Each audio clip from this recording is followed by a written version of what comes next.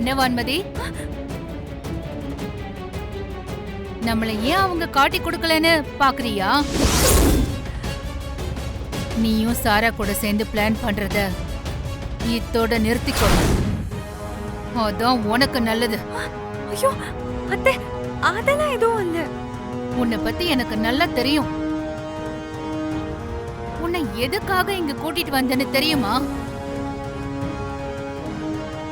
என் குடும்பத்தை தொட நினைச்ச இவங்களுக்கே இந்த நிலைமைனா,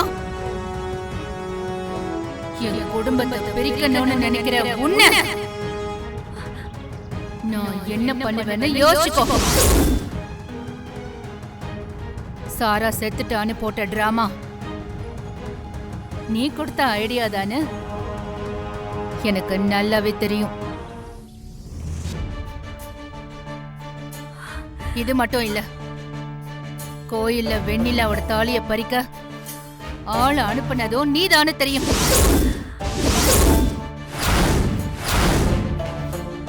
இதெல்லாம் தெரிஞ்சும் ஏன் அமைதியா இருக்குன்னு பாக்குறியா?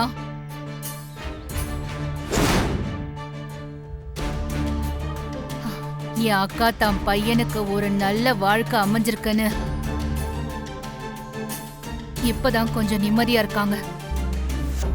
அது உன்னால கெட்டுட வேண்டான்னு நினைக்கிறேன்.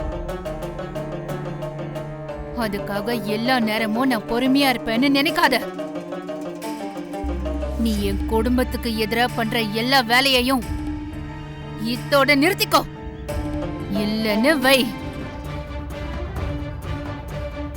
நான் சொன்னா கௌதமே உன்னை தலை கீழா கட்டி தொங்க விடுவான். வருணை தொடணும்னு நீ நினைக்கும் போதெல்லாம் உன் கண்ணுல தெரியுற இந்த பயம் உனக்கு ஞாபகத்துக்கு வரணும்.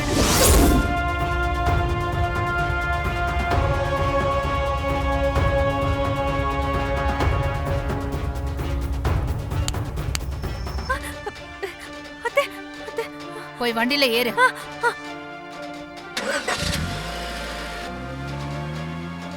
பாவி, எவ்வளவு டைட்டா கட்டியிருக்கா. கொஞ்ச நேரத்துல என் பொண்ணு கொண்டு இருப்பானே. எனக்கு சாவு பயத்தை காமிக்கிறாங்களா? அவங்கள நான் சும்மா விட மாட்டேன். வேண்டாம், அந்த அண்ணாமலை ரொம்ப மோசமானவ.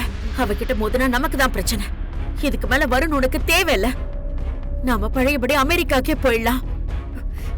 இல்லம்மா, என்னையே அந்த வெண்ணிலா கிட்ட மன்னிப்பு கேட்க வச்சுட்டாங்கல்ல, அவங்கள கொஞ்சம் கூட நிம்மதியா இருக்க விட மாட்டேன்.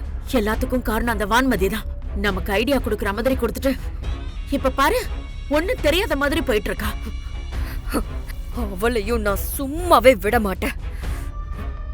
அவளை எங்க கவனிக்கணுமோ அங்க கவனிக்கிறேன்.